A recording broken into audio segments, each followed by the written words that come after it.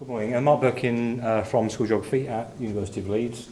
I'm also Director of ESRC's Consumer Data Research Centre, which is an operation in two groups, one of which, as I say, I lead at the University of Leeds. There's also a group in which my colleague Paul Longley at the University College London is responsible for, along with the Universities of Liverpool and Oxford. And I'll say a little bit more about that presently.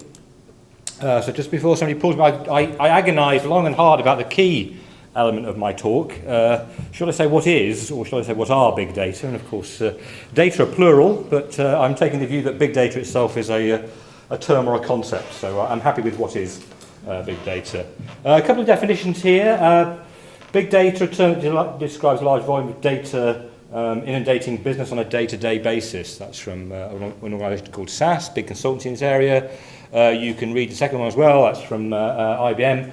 I'll just point, I haven't particularly picked this out, but the idea there, big data, is arriving at alarming velocity, volume and variety. And I'm sure a number of you have come across this idea, pretty popular. The 3 V's of big data. So not surprisingly, it's high in volume, it's big, it's high velocity. So we're often looking here at data which is telling us about how the world is changing fast and often increasingly in something at or close to real time. And it's varied, it's coming at us from all sorts of different places, and I'll say a little bit about that in the next slide and the one after. And unfortunately, I quite like this definition, although it's not attributed. I was Googling a couple of weeks ago trying to find some definitions of big data, so I will read this one. Extremely large data sets that may be analysed computationally to reveal patterns, trends and associations, especially related to human behaviour and interactions. So, I'd say quite nice because that's starting to point to the human, the social science, the behavioural, and the interactive element of big data. And I guess that's, not surprising in this context, something that I want to just say a little bit more about.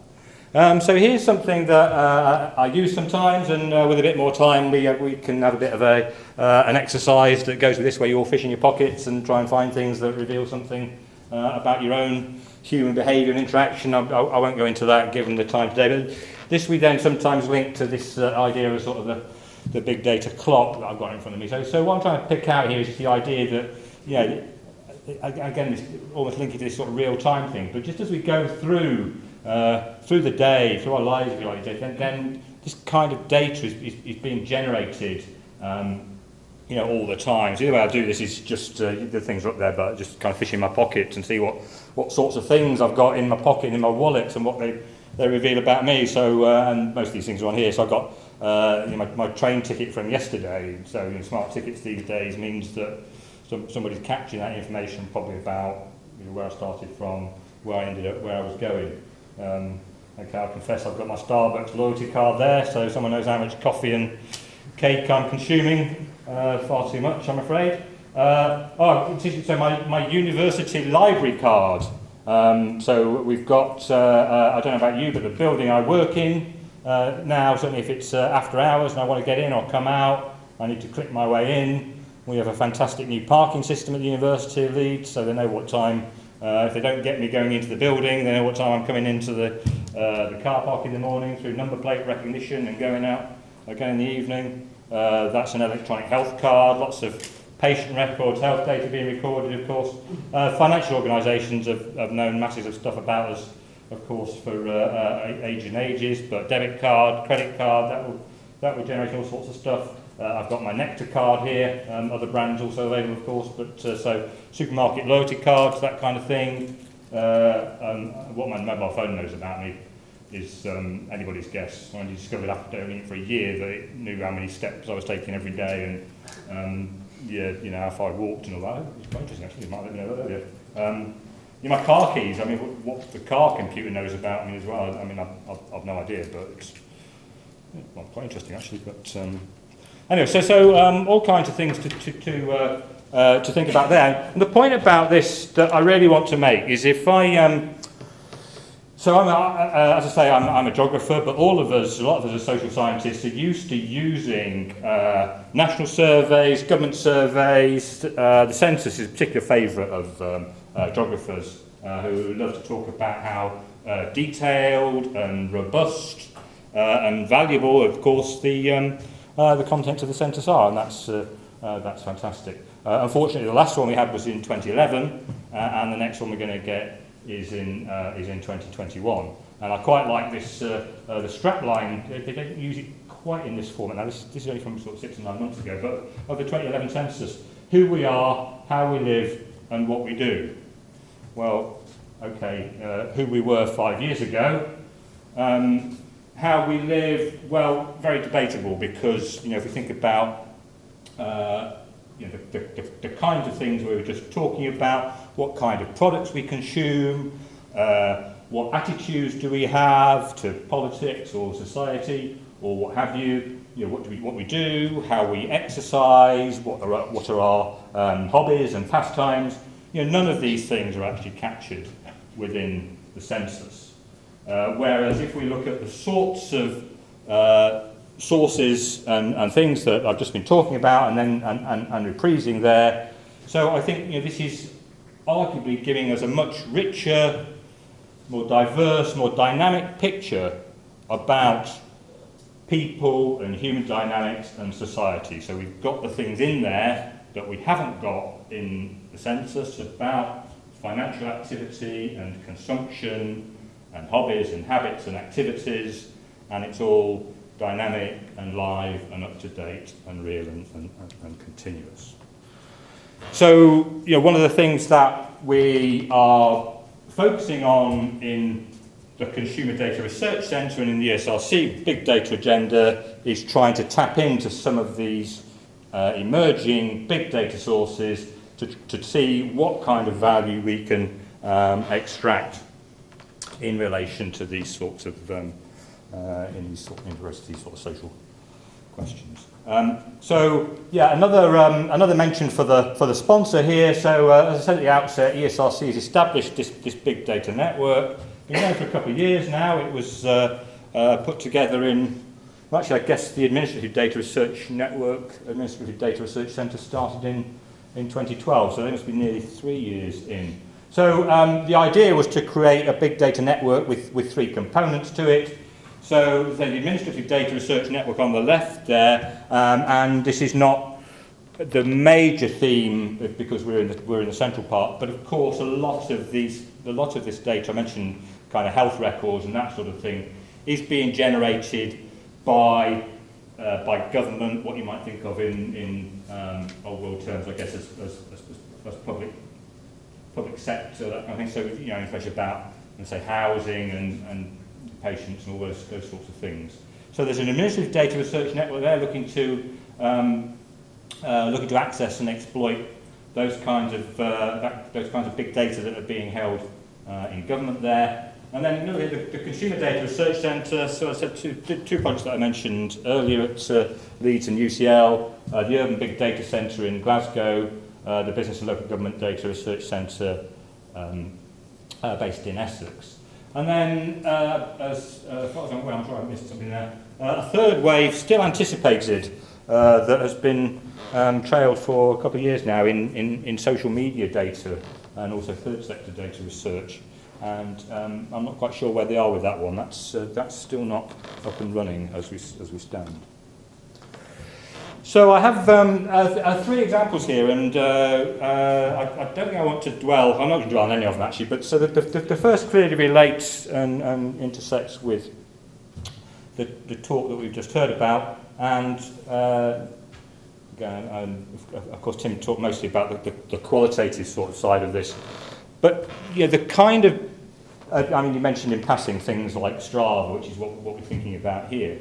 I would take the view that, of course, emerging big data in relation to transport mobility is providing us with much deeper and, in some ways, richer empirical data about mobility patterns. Again, especially these kind of day-to-day, hour-to-hour, minute-to-minute almost, very, very, very rich and detailed patterns. Again, in contrast to, for example, something like the census, where we might have good information about long-term movement patterns, like kind of migration, house moves, that sort of thing, and a little bit on kind of regular daily interactions like journey to work. But the detail, multi-purpose trip making, people moving between different sorts of destinations at different times of the day, is potentially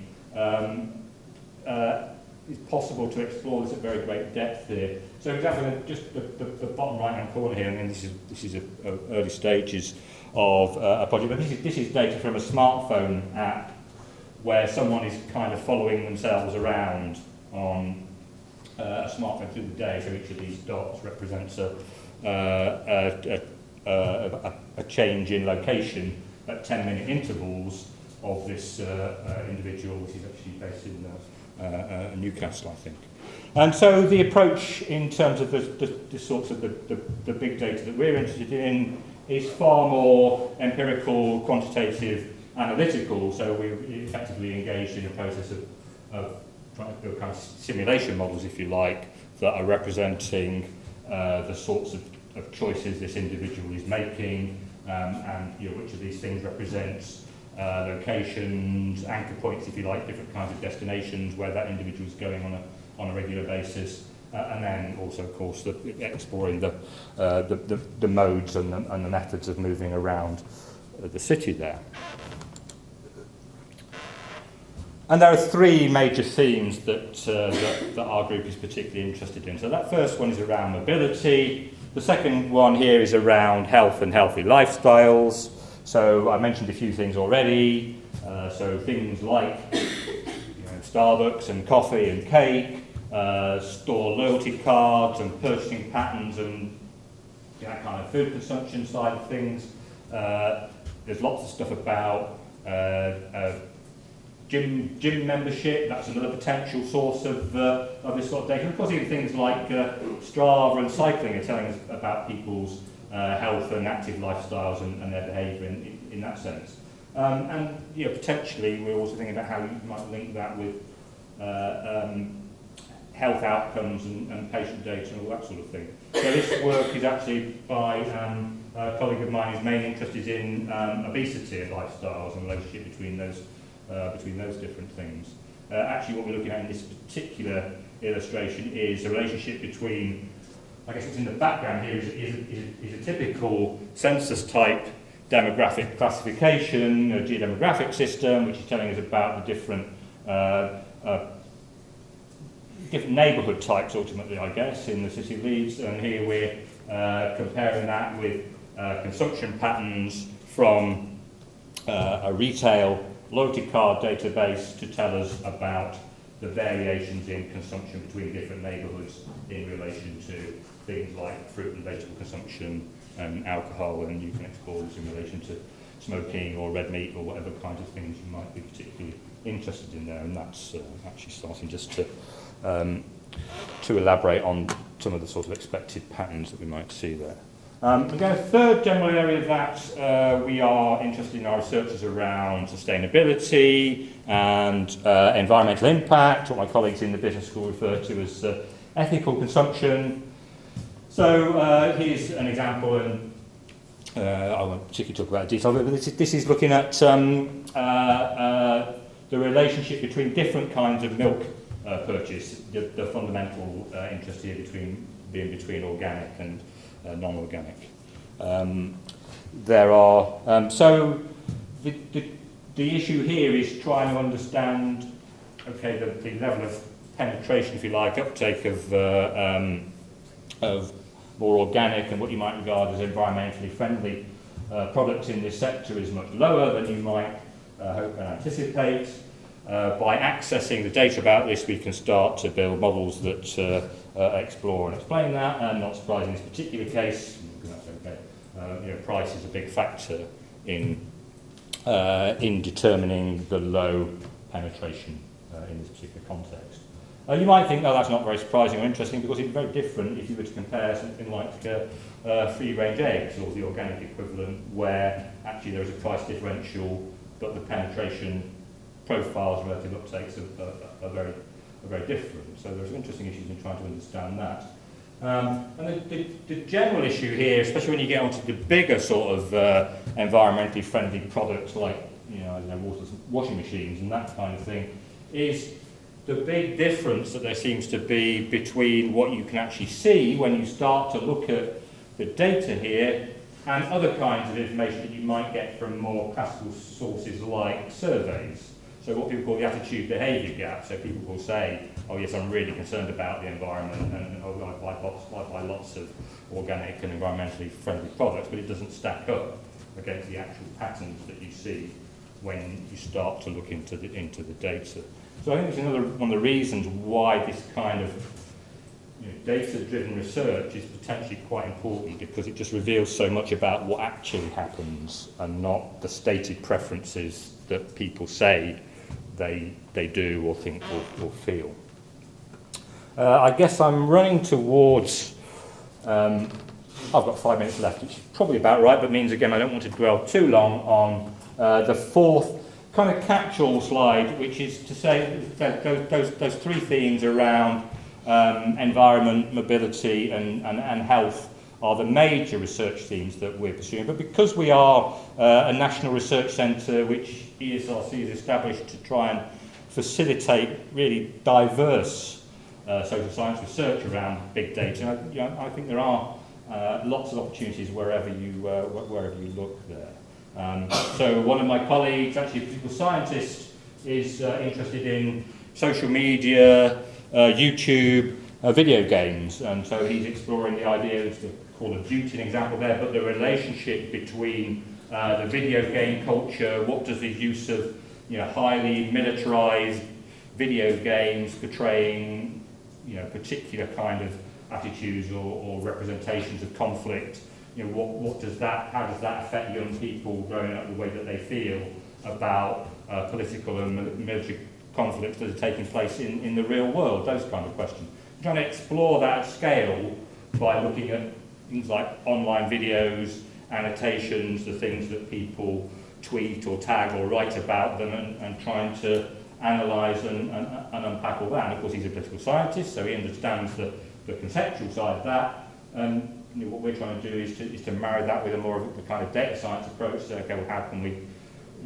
generate and complement that with actual extracting and mining into that sort of data. Bottom left hand side is actually a colleague from the University of Manchester, who's in the business school there, who comes from a marketing background, and he's looking at something he calls consideration sets in relation to internet choice of different travel sites, different airlines.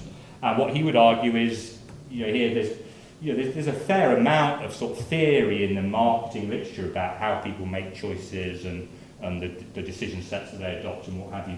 But really, the actual evidence and the empirical data that people use there is very, very limited. And so there's really quite a big jump to take place here. To think, how can we start to explore and understand and explain the real sorts of patterns that we can see there.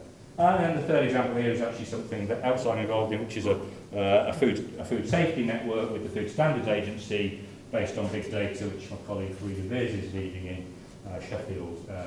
Again, if you look at that, you see that the interest and involvement there is really quite diverse, including, so Farida's sort of communication, media studies, I would say. We've got some politics, geography, management, sociology, various things going on in there. I always like to get the Batman slide in. Should have gone a bit earlier actually for a bit of light relief, but just coming back to, so I didn't really emphasise by mentioning this idea of volume, velocity, and variety, and some people just have this almost religious affiliation to it. Again, this is from a more sort of commercial source. This is SAS again, I think, where you could see in this cartoon, Robin is now questioning Batman about the veracity of big data, and Batman said, "I've got nothing to do with it. You need to worry about these nice scientific concepts like volume and velocity and variety." And of course, there are huge issues around the veracity, and I'm also, I guess I've kind of talked a little bit about the value, which is the other V that I sometimes like to talk about. So that's really important, what we actually get from this data. Okay, 2 minutes, so very quickly. Maybe I won't go back to the cards, but inaccurate. I rushed through the station yesterday, grabbed a coffee on the way, but I didn't have time to swipe my Starbucks card, so they didn't get that. They didn't get that contact. it's incomplete. One of my PhD students is working with the smart ticket data, and it's very different. If you've got a season ticket, you may be capturing very different data, incomplete data, than someone who's got a day ticket, because it's just the information's collected, stored in a different way. Of course, all the loyalty card stuff particularly is hugely skewed. But I'll touch on this one. I mean, the personal and confidentiality, ethical issues around big data are clearly huge. The one thing that I really want to do is to join up this patient data here with this consumer data here, because I'd like to know, what do our long-term consumption patterns tell us about long-term health outcomes at an individual level. But that is hugely complex and challenging in terms of the ethics, the information governance. How do you make that sort of thing happen? And the stuff that comes out of the phone, particularly, it is voluminous. It does present challenges in terms of just dealing with it. Is it relevant? Does anybody really need to know how much coffee I drink? I don't know. Maybe that turns on those health outcomes that I was talking about before. So I've probably just got about half a minute for the final slide, and these again just pointers I've got here. The bounce thing, I don't think any bounce users in the room. That's like a personal health gym-based application where they're like trading loyalty cards. Whenever you check into the gym, you get yourself you earn sort of brand points or real points, and you can accumulate those things and trade them in for stuff. But the interesting thing about that is that what's emerging now is one of these kind of data donation approaches, which I think is really interesting, where you might start to see a world where we're not trying to get the sort of consumer data I was talking about from a Sainsbury's or an Asda, but maybe we're all kind of putting it together, putting it collectively. I think it's going to be really important as we start to build up big research data sets that we can do what we want with. The consumer data icon is repeated here because the point there is that one of the other problems with this big data is that who's got it? The mobile phone companies have got it, the supermarkets have got it, the rail companies have got it. How do you access that as a researcher? We can access the census and government data sets. So that's the thing that we're trying to do, is to facilitate access for a bigger research community to this data. And then the final two, and anybody who's under the age of about 30 in the room is going to look at his own bonkers now, but I find it surprising that a fridge could be viewed as intelligent or smart. A fridge with a computer on the front of it there, and so probably, I don't know, if I had the technology, I could send it a message on my way home and ask it what it's got for me, tea or something, or even send it to the oven. This is the kind of world that we're moving towards. It's not a fridge with a box full of ice when I grew up. So it knows a lot. The fridge of the future, it's got a lot of data. Does that make it intelligent? Which is my the point of my Einstein picture, I guess. Again, just going back to Batman, there are a lot of scientists out there who are pretty much arguing still, honestly, that you get enough data about stuff, you stick it into tomorrow's version of SPSS or something, you mangle it all up, and it'll tell you everything you need to know about the world. That's why Batman's not interested in, just it's big enough, it's fine. But of course, there are huge issues. So this is the point about the consumer data research agenda, is that what we're trying to say is what can we actually do with this data about health, about mobility, about the environment, etc., and get it to tell us interesting, important, and valuable things about